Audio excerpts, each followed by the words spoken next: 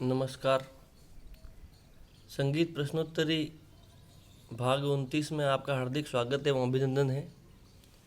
आज हम बात करेंगे पाश्चात्य संगीत पद्धति की। यह पाश्चात्य संगीत पद्धति क्या है, इसके कितने प्रकार होते हैं, इसकी उत्पत्ति कब और कैसे हुई, ये सारी बातें इस वीडियो के माध्यम से आज हम जानेंगे। प्रथम यूरोपीय ग्रीक दार्शनिक पाइथागोरस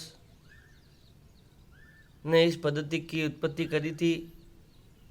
ईसा पूर्व 584 से 500 ईसा पूर्व में ग्रीक के एक दार्शनिक हुए जिसका नाम था पाइथागोरस। यह प्रथम यूरोपीय व्यक्ति थे, यूरोप के दार्शनिक थे जिन्होंने पाश्चात्य संगीत पद्धति को उत्पन्न किया।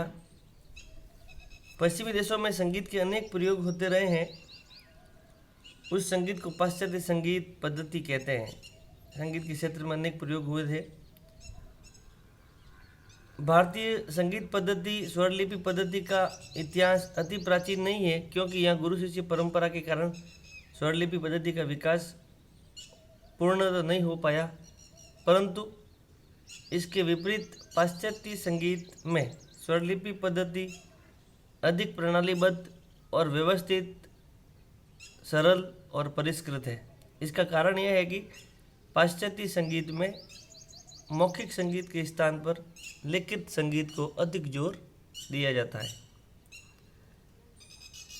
अब ग्रीक के लोग पहले ऐसे व्यक्ति थे जिन्होंने सर्वप्रथम संगीत की लिखित सामग्री पूरी दुनिया को उपलब्ध करवाई। आधुनिक स्वरलिपि पद्धति की नींव ग्रीक के दार्शनिकों ने लिखी थी। अधिकतर देशों को प्रमाणित लिखित और प्राचीन यही संगीत पद्धति है, पाश्चात्य संगीत पद्धति। जिस प्रकार भारत में भातखंडे जी, पुलुस्कर इनकी स्वरलिपियाँ चलती है, उसी प्रकार दुनिया में पाश्चात्य स्वरलिपि पद्धति भी चलती है, जो सबसे प्राचीन है। भारतीय स्वरलिपि पद्धति का विकास गुरु शिष्य परंपरा के बाद हुआ था। गुरु शिष्य परंपरा मौखिक चलती थी भारत में, लेकिन गुरु शिष्य परंपरा से पूर्व भी पाश्चात्य संगीत लिखित रूप में उपलब्ध था। यह जानकारी हमें मिलती है, यानी पाश्चात्य संगीत पहले से ही लिखित रूप से उपलब्ध था। पाश्चात्य संगीत पद्धति पर अगर प्रकाश डाले तो ये 4 प्रकार की स्वरलिपि पद्धति हमें देखने को मिलती है। इन चारों पद्धतियों के नाम है सोल्फा स्वरलिपि पद्धति, न्यूम्स स्वरलिपि पद्धति, चीव स्वरलिपि पद्धति और स्टाफ नोटेशन स्वरलिपि पद्धति। अब एक एक की बात कर लेते हैं। सोल्फा स्वरलिपि पद्धति में स्वर होते थे डो, रे, मे, फा, सो, ला, सी। ये स्वरों के नाम हैं और इसमें सप्तक को दर्शाने के लिए आड़ी रेखाएं होती है। आड़ी रेखाएं 5-6 रेखाएं होती है आड़ी, जिसमें स्वरों को दर्शाया जाता है। यह सोल्फा पद्धति स्वरलिपि पद्धति कहलाती है। इसमें स्वरों के नाम जैसे भारत में है सा, रे, ग, म, प, ध, नी, उसी प्रकार इसमें है डो, रे, मे, फा, सो, ला, सी। इस प्रकार से सोल्फा स्वरलिपि पद्धति चलती है। अब बात करते हैं न्यूम्स स्वरलिपि पद्धति। न्यूम्स स्वरलिपि पद्धति का विकास धर्म के आधार पर हुआ और ये धर्म था ईसाई धर्म। ईसाई धर्म में चर्चों में सर्वाधिक इस स्वरलिपि पद्धति का प्रयोग किया जाता था और इसमें शब्दों को लिखकर उसके ऊपर संकेत रूप में कुछ चिन्ह लगाए जाते थे। उसी माध्यम से ये स्वरलिपि पद्धति गाई बजाई जाती थी। शब्दों को लिख दिया, जैसे गीत को लिखते हैं वैसे शब्दों को लिखा और उसके ऊपर संकेत रूप में कुछ चिन्ह लगाते थे और उसी के अनुरूप वो उस गीत को गाते थे चर्च में। तो इस प्रकार ये न्यूम स्वरलिपि पद्धति चलती थी। इसमें सर्वाधिक चर्च के गीत एक धर्म विशेष के गीत इस स्वरलिपि पद्धति में गाए बजाए जाते थे। अब बात करते हैं चिव स्वरलिपि पद्धति की। ये चिव एक वैज्ञानिक थे, आविष्कारक थे। चिव नाम था इनका, इनके नाम पर ये स्वरलिपि पद्धति चलती है और ये फ्रांस के थे। और इन्होंने 18वीं सदी में गणित पद्धति के आधार पर स्वरलिपि पद्धति का आविष्कार किया, क्योंकि ये गणित के बहुत बड़े आविष्कारक और वैज्ञानिक थे। इन्होंने अपनी पद्धति को दर्शाने के लिए अंकों का प्रयोग किया है। जैसे 1 2 3 4 अंक होते हैं, उसी अंकों के माध्यम से उन्होंने अपनी स्वरलिपि को दर्शाया है, स्वरलिपि को लिखा है।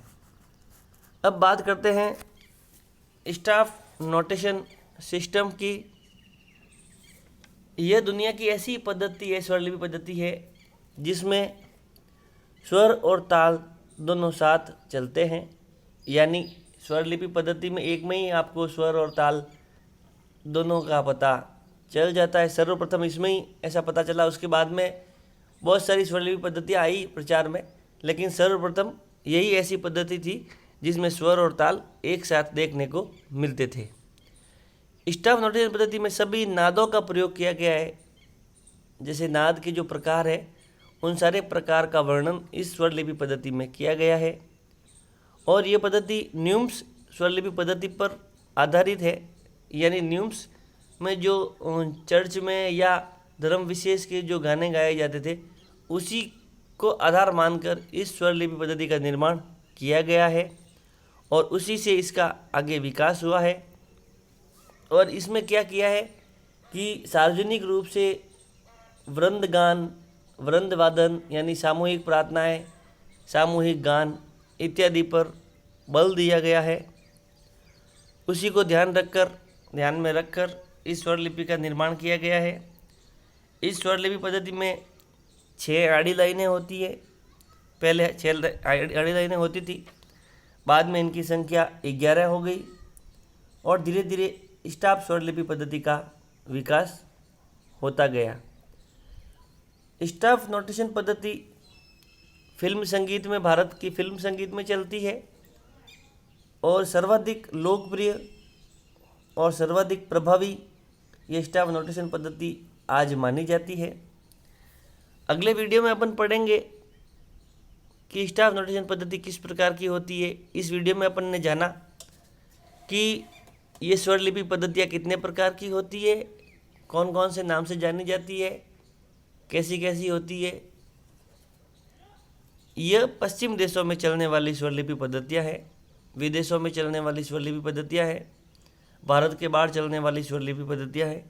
इनको पाश्चात्य संगीत स्वरलिपि पद्धतियाँ कहते हैं। ये 4 प्रकार की होती है। आप अधिक से अधिक वीडियो को शेयर और सब्सक्राइब करें। इसी आशा के साथ धन्यवाद।